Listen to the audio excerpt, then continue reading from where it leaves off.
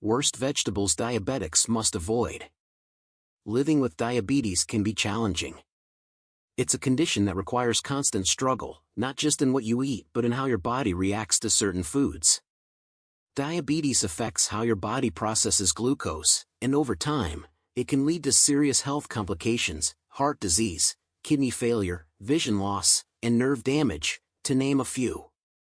What makes it even trickier is that some foods can sneakily worsen your blood sugar levels without you realizing it. Often, there are no early symptoms until it's too late, which is why primary prevention is so crucial. Today, we're exploring something that might surprise you: the vegetables that can actually worsen diabetes. Yes, some vegetables, those that we generally consider healthy, can be harmful to diabetics if eaten in excess or not prepared mindfully. We're going to talk about the 6 worst vegetables diabetics should avoid and why these vegetables can be detrimental if you're managing diabetes. Starting with one that may raise a few eyebrows: corn. Corn is a staple in many diets, but when it comes to diabetes, it's not always the best choice. Why? Well, corn is packed with carbohydrates, specifically starch. When you eat corn, that starch quickly breaks down into glucose, causing a rapid spike in blood sugar levels. For people managing diabetes, these spikes are something you want to avoid. The glycemic index, GI, of corn is on the higher side, meaning it raises blood sugar faster than many other foods. Over time, these rapid increases in blood sugar can lead to more severe complications like heart disease, nerve damage, and kidney problems, all of which are common in people with diabetes. Let's talk about diabetic neuropathy, nerve damage caused by high blood sugar levels. When blood sugar levels are consistently high, harmful compounds called advanced glycation end products, AGEs, form in the body. These AGEs damage nerves and blood vessels, making conditions like neuropathy worse. Since corn can cause those blood sugar spikes, it contributes to the formation of AGEs, worsening nerve damage over time. So, regularly eating corn could be adding fuel to the fire if you're dealing with diabetic neuropathy. The same goes for diabetic nephropathy, which affects the kidneys. High blood sugar damages the tiny blood vessels in your kidneys, making it harder for them to filter waste from your blood. When you eat corn, the quick rise in glucose levels forces your kidneys to work harder to manage all that extra sugar. Over time, this added strain can make kidney problems worse, especially if you're already dealing with the early stages of kidney disease. One of the main reasons corn has this effect is because it contains a type of carbohydrate called amylopectin, which breaks down very quickly in the body. This rapid digestion leads to quick glucose spikes, overwhelming your body's ability to produce enough insulin. And when your body can't produce or use insulin effectively, you end up with insulin resistance, which is a major issue in type 2 diabetes. Eating foods high in amylopectin, like corn, only makes this worse, creating a vicious cycle of high blood sugar and insulin resistance. Another problem with corn is its lack of fiber. Fiber is what slows down the digestion of carbohydrates, allowing for a more gradual release of glucose into the bloodstream. Without enough fiber, the carbohydrates in corn get absorbed quickly, causing those dreaded blood sugar spikes.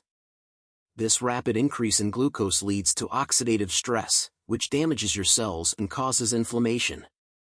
And inflammation plays a huge role in the progression of many diabetes-related complications, like nerve and kidney damage, as well as eye issues like diabetic retinopathy. Not only does corn make it harder to control your blood sugar, but it can also contribute to weight gain if eaten in large amounts. Gaining weight makes insulin resistance worse and increases the risk of other complications like heart disease, which is already more common in people with diabetes. There's solid evidence that high GI foods, like corn, increase the risk of cardiovascular problems. The constant strain from high blood sugar damages your blood vessels, making it easier for plaque to build up in your arteries, which can lead to heart attacks or strokes. So, what can you do if you love corn but need to keep your blood sugar in check? The best approach is to eat it in moderation and pair it with fiber-rich, non-starchy vegetables like spinach or cauliflower.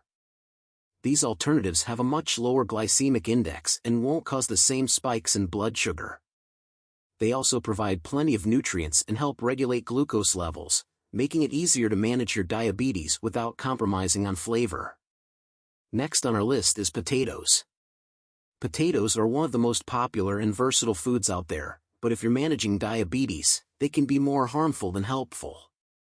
Like corn, potatoes are loaded with starch, which quickly breaks down into sugar once digested. This rapid breakdown causes a sharp spike in blood sugar levels, something diabetics need to avoid at all costs. Whether they're fried, mashed, or baked, the starch in potatoes gets converted into glucose almost immediately, making it difficult to maintain stable blood sugar levels. What's even more concerning is how potatoes can contribute to insulin resistance. When you eat foods that cause frequent spikes in blood sugar, your body has to produce more insulin to keep things under control. Over time, your body becomes less sensitive to insulin, leading to insulin resistance, a key issue in type 2 diabetes. In addition to their high starch content, potatoes have very little fiber, which is a big part of the problem. Fiber acts like a brake on digestion, slowing down how quickly carbohydrates are absorbed into the bloodstream. Since potatoes lack significant fiber, they don't have this buffering effect, meaning the sugar hits your bloodstream fast and hard. Without that slow release, you're left with a blood sugar spike, followed by a crash, which can leave you feeling tired and craving more carbs, a cycle that's tough to break and especially harmful for diabetics. But it's not just about blood sugar spikes. The lack of fiber in potatoes also means less support for gut health, which is important for people with diabetes. A healthy gut can improve insulin sensitivity and help in blood sugar management, but without enough fiber, you're missing out on these benefits. Fiber also helps manage cholesterol, and high cholesterol is another complication diabetics often face, increasing the risk of heart disease. Unfortunately, potatoes don't offer much in the way of this essential nutrient. One of the major long-term complications of uncontrolled diabetes is kidney damage. Constantly high blood sugar damages the small blood vessels in your kidneys, making it harder for them to filter waste from your blood. The high glycemic load from foods like potatoes adds to this burden, forcing your kidneys to work harder to manage excess glucose. Over time, this can lead to kidney function decline and, for some, even kidney failure. On the flip side, there are better alternatives to potatoes that are more diabetes-friendly. Sweet potatoes, for example, are a great option. They contain more fiber than regular potatoes and have a lower glycemic index, meaning they won't cause the same rapid spike in blood sugar. The fiber in sweet potatoes helps slow down the absorption of sugar, giving your body more time to handle it, which is critical for maintaining steady glucose levels. Next comes peas. Peas might seem like an innocent and nutritious addition to your meal, but if you're managing diabetes, you need to be mindful of how they can affect your blood sugar. While peas are indeed rich in essential vitamins, minerals, and fiber, they also pack a decent amount of carbohydrates, which can pose a problem if eaten in large quantities. The carbs in peas, just like potatoes and corn, come primarily from amylopectin, a type of starch that breaks down rapidly during digestion, leading to a quick spike in blood sugar levels. This fast-acting starch can make it harder to maintain stable glucose levels, especially if you're already struggling with insulin resistance. When you eat peas, the rapid breakdown of amylopectin means that glucose enters the bloodstream quickly. For diabetics, this can lead to hyperglycemia, a condition where blood sugar levels rise too high. Over time, frequent episodes of hyperglycemia can lead to serious complications like nerve damage, kidney issues, and even cardiovascular problems.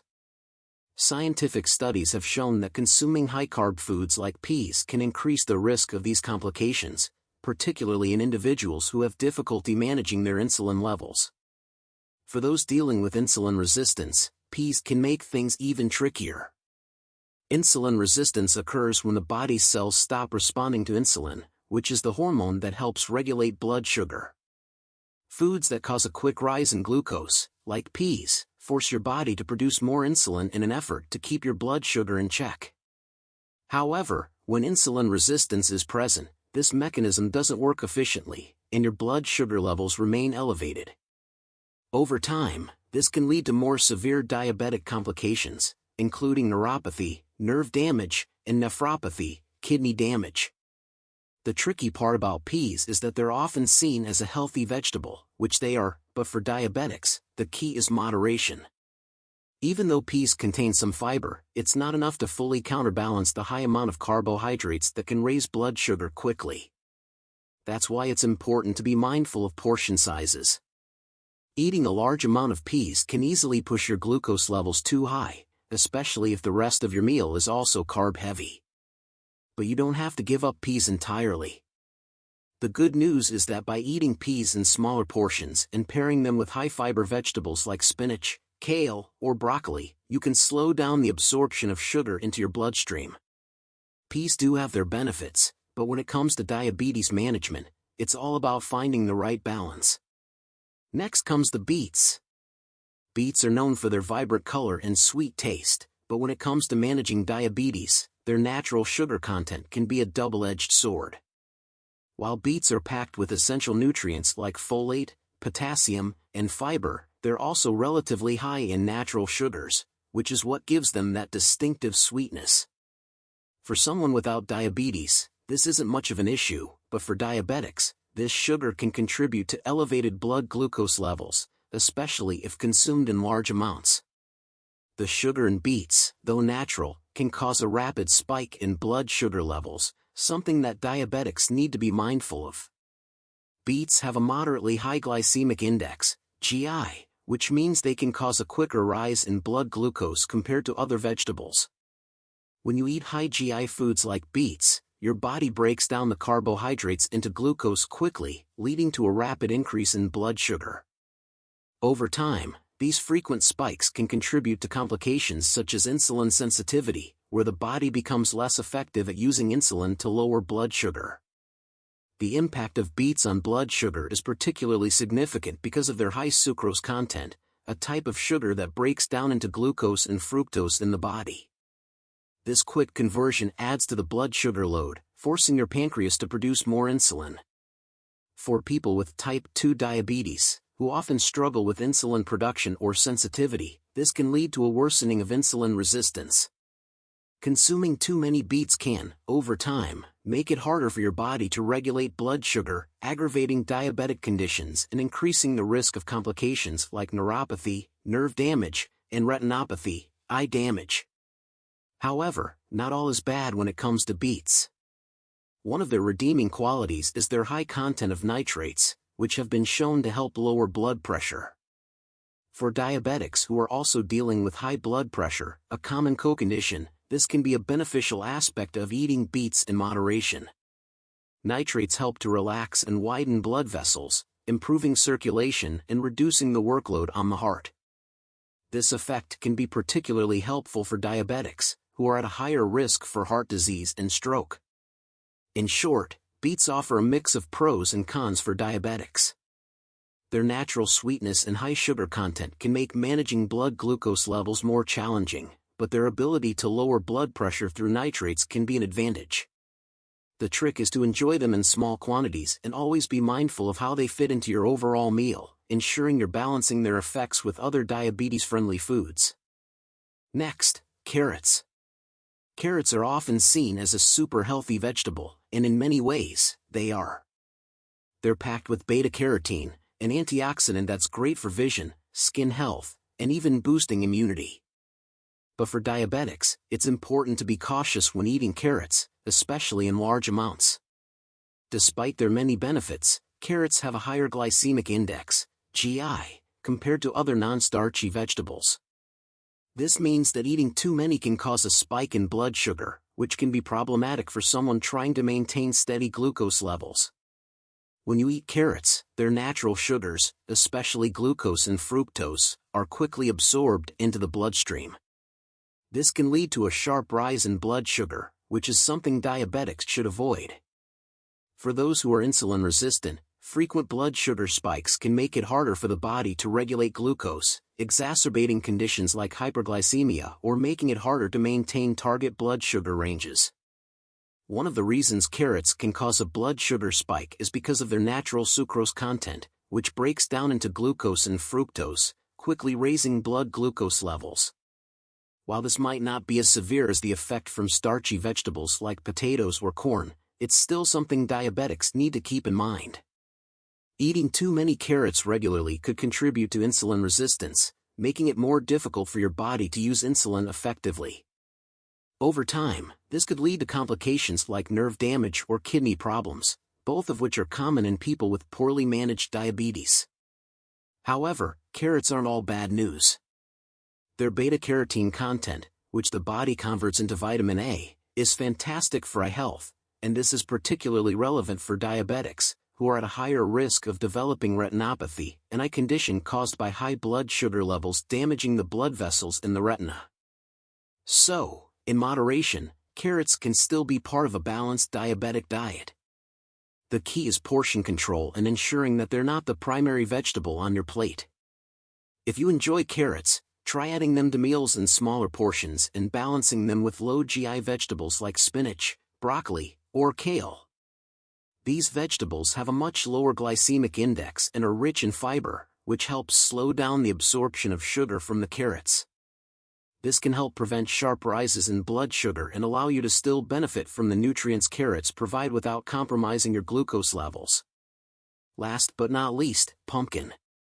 It is often celebrated for its rich fiber content, vibrant color, and high levels of beta-carotene, which can do wonders for your vision and overall health. But when it comes to diabetes, pumpkin's high glycemic index, GI, is something to keep in mind. Despite its many nutritional benefits, the high GI means that eating pumpkin, especially in large quantities, can cause a noticeable spike in blood sugar. This is particularly true if pumpkin is consumed as part of a carbohydrate-heavy meal, where it can push glucose levels higher than you might expect. When you eat pumpkin, the carbohydrates it contains are broken down quickly, leading to a fast rise in blood sugar. This is because pumpkin's natural sugars and starches are readily absorbed into the bloodstream, which can be problematic for diabetics who need to maintain stable glucose levels. Over time, frequent spikes in blood sugar can contribute to insulin resistance, making it harder for the body to use insulin effectively. This can lead to more severe diabetic complications, such as neuropathy, nerve damage, or nephropathy, kidney damage, especially if blood glucose levels remain uncontrolled. However, it's not all bad news. Pumpkins offer valuable nutrients like beta-carotene, which is converted into vitamin A in the body, and they help promote good vision and boost immunity. For diabetics, beta-carotene's antioxidant properties can be particularly helpful in reducing inflammation and protecting against some of the complications that can arise from high blood sugar, such as eye problems like retinopathy. The challenge with pumpkin, as with many other high GI vegetables, is learning how to enjoy it without letting it throw off your blood sugar balance. If pumpkin is a favorite of yours, the key is to control portion sizes and balance it with other low GI vegetables. One strategy is to roast pumpkin and pair it with non-starchy vegetables like cauliflower, spinach, or broccoli. These vegetables are high in fiber and can help slow down the absorption of sugars from the pumpkin. By mixing in these low GI vegetables, you can mitigate the impact on your blood sugar and still enjoy the flavor and nutrients pumpkin has to offer.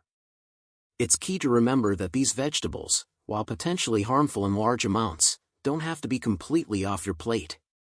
The real trick lies in portion control and balancing them with fiber-rich, low GI foods that can help steady your blood sugar. Your diet is one of the most powerful tools you have in managing diabetes, and being mindful of what you eat and how it affects your body can make all the difference in keeping those glucose levels in check. So, don't stress. You can still enjoy a wide variety of foods by making smart choices and practicing moderation. Thank you so much for watching, and I hope you found this information helpful. Stay healthy, stay informed, and we'll see you next time.